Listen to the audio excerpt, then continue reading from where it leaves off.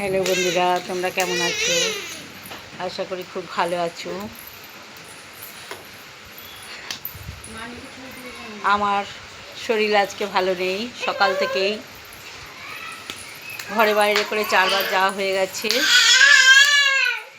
এখন আমি সকাল থেকেই শুয়েছিলাম, এখন একটু উঠতে পেরেছি। এবার আমি যাব ডাক্তারখানায়। ডাক্তারখানা থেকে ওষুধ আনবো, কেন ঘরে কোনো ওষুধ নেই। ওষুধ এনে খাবো।